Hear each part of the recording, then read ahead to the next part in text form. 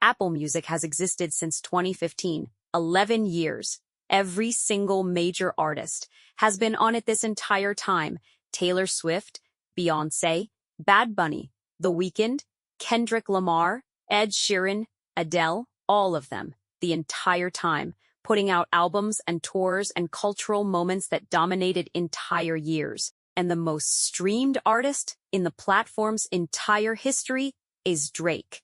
Not of this year, not of last year, of all time. Every stream, every year, since the day it launched. Drake. Now I want you to hold that thought for a second, because I'm going to tell you something that makes that fact significantly more interesting.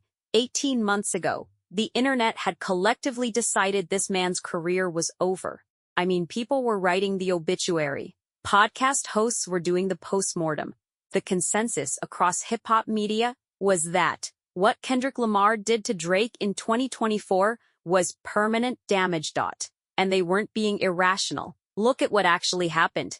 Kendrick dropped Not Like Us on May 4th, 2024. The song debuted at #1 on the Billboard Hot 100, then won 5 Grammy Awards. Record of the Year, Song of the Year, 3 others, becoming the first diss track in the history of the Grammys to ever win in those categories. Then Kendrick performed it at the Super Bowl halftime show in February 2025, in front of the most watched television broadcast in American history. Drake filed a defamation lawsuit against his own label, Universal Music Group. A federal judge dismissed the case in October 2025. His appeal is still pending as of right now. In hip-hop, Kendrick's win was not a debate, it was a ruling. So when I tell you that same man just became the most streamed artist in Apple Music history, you need to understand the full weight of that sentence. This is not a redemption arc that was predicted. Nobody was sitting in late 2024 going, just wait. Drake's about to rewrite Billboard history. Nobody. The people who never stopped believing in him were quiet about it, because there was nothing to point to yet. There were just streams, old songs playing quietly on someone's phone in a city Drake has never been to, while the rest of the internet was busy celebrating his downfall. That was actually the foundation for everything that just happened, because while all of that was going on publicly, Drake, in February 2025, dropped a collaborative album with PARTYNEXTDOOR, Some Sexy Songs for You. It debuted at #1 on the Billboard 200. It also broke the Apple Music record for most first-day streams ever for an R&B and soul album. He did not do a single interview about Kendrick. He did not explain himself anywhere. He dropped a #1 album into the conversation and then went back to work. Most people clocked that as a minor thing, a collab album, not a real solo statement. Fine. Then came May 15th, 2026. You're on your phone. And Drake drops 3 studio albums at the same time. Not 1, 3. ICEMAN, HABIBTI, MAID of HONOUR. 43 songs all at once, with no real warning.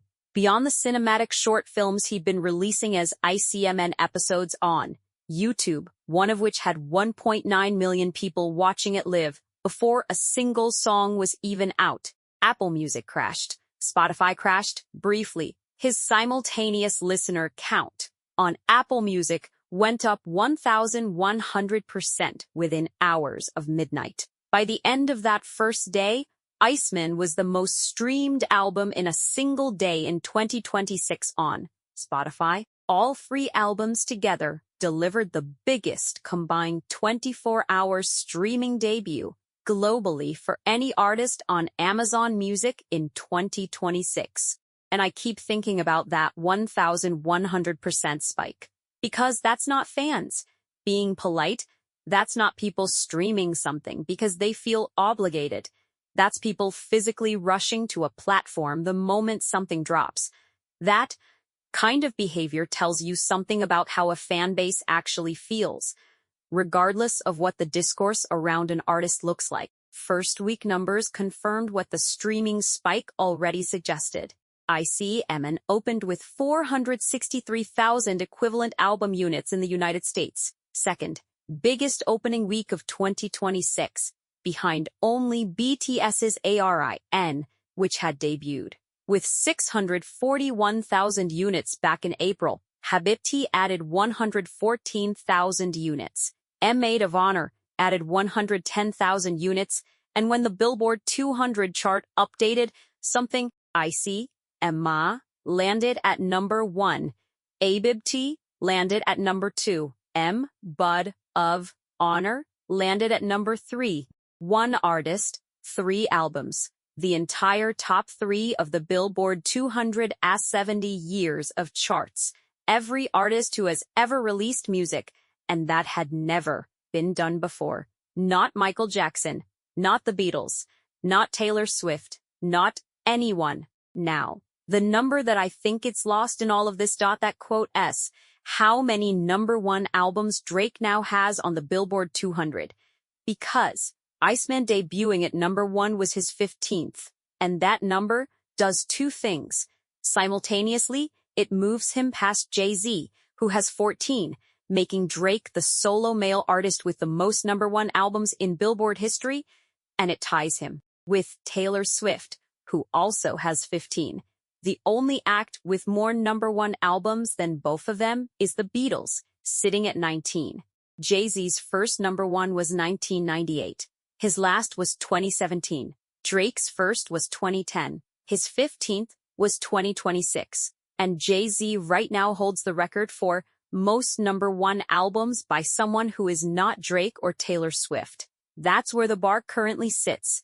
The same week, Drake placed 42 songs simultaneously on the Billboard Hot 100.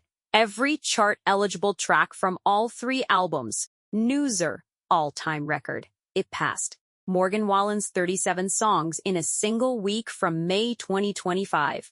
Before Wallen, the record was Drake's own. 27 songs from Scorpion in 2018.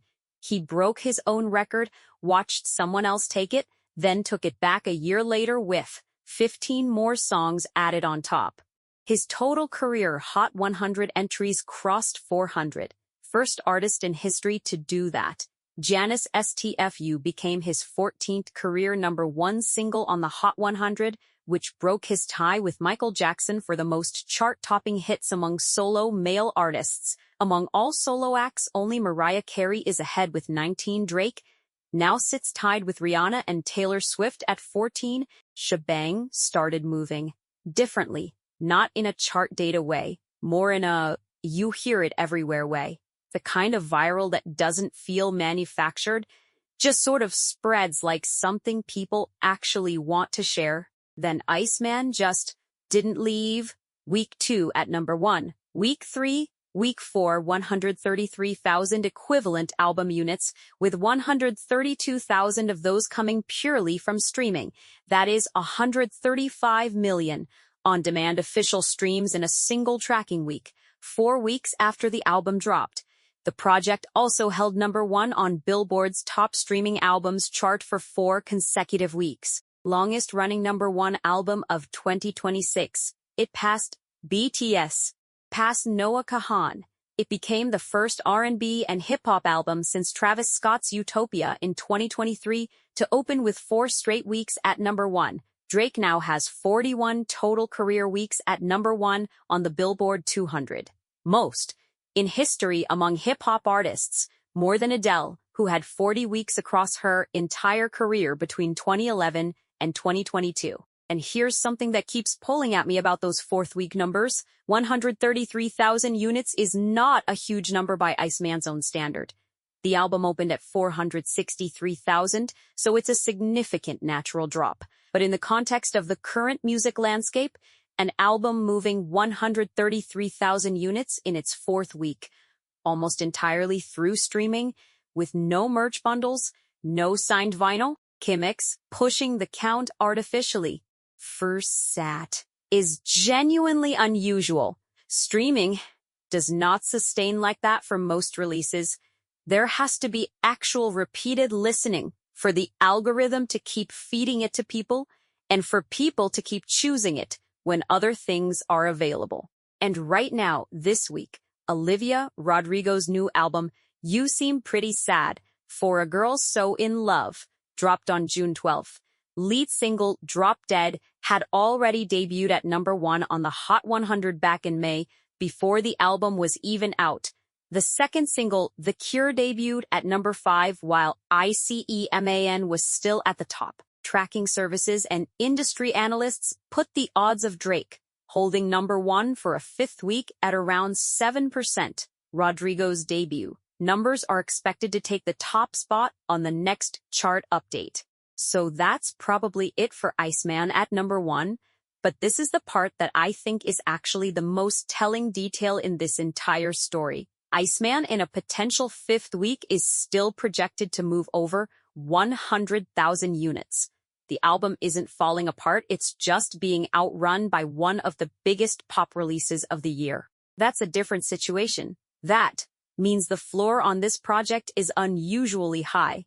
It means people are still actively choosing to stream it weeks later, not because it's new and algorithmic, but because they want to. 4 weeks is a real run. The Beatles have the all-time record for number 1 albums at 19. Drake and Taylor Swift both sit at 15. Jay-Z has 14. And in Drake's catalog, only 3 of his 15 number 1 albums spent more time at the top than ICEMAN already has. Views with 13 weeks in 2016, Scorpion and Certified Lover Boy with 5 weeks each. So let's go back to the Apple Music thing, because I didn't finish that thought. And I want to. Apple Music launched in 2015. Drake's relationship with the platform goes back to the very beginning. He has consistently ranked among its top artists throughout every single year of its existence. God's Plan, One Dance, Passion Fruit, Hotline Bling. Songs that came out years ago and never really stopped being streamed. That consistency, that catalog depth, is what built the foundation for what was then confirmed officially the most streamed artist in Apple Music history. Now pair that with the ICEMAN era. Not Like Us was the most streamed song globally on Apple Music in all of 2024. That was Kendrick's song about Drake, at the peak of Drake's public humiliation. And yet even in that year, even with that song dominating, Drake's overall catalog streaming was still enormous enough that by the end of 2025, he was Apple Music's most streamed artist of the entire year.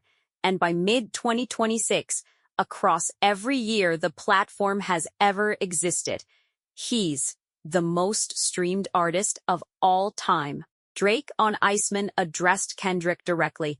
He took aim at Kendrick, $1 AP. Rocky and Universal Music Group CEO Lucian Grange across the 3 albums.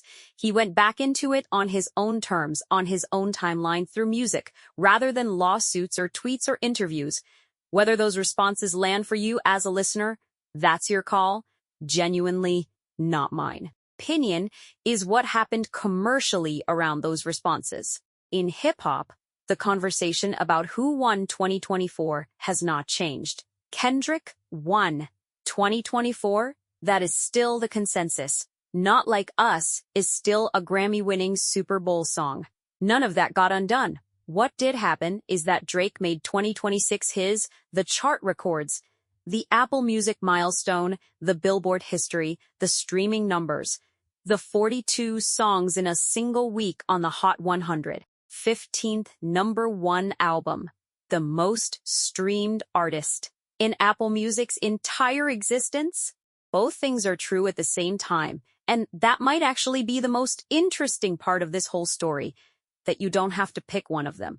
The culture went to Kendrick, the commerce went to Drake, and in the music industry, as much as people don't always want to say it out loud, those two things carry different kinds of weight, depending on who's counting. Apple Music is counting, Billboard is counting. And whatever comes next, Ariana Grande has a new album, Petal, dropping in July. The summer is just getting started. The charts are going to keep moving.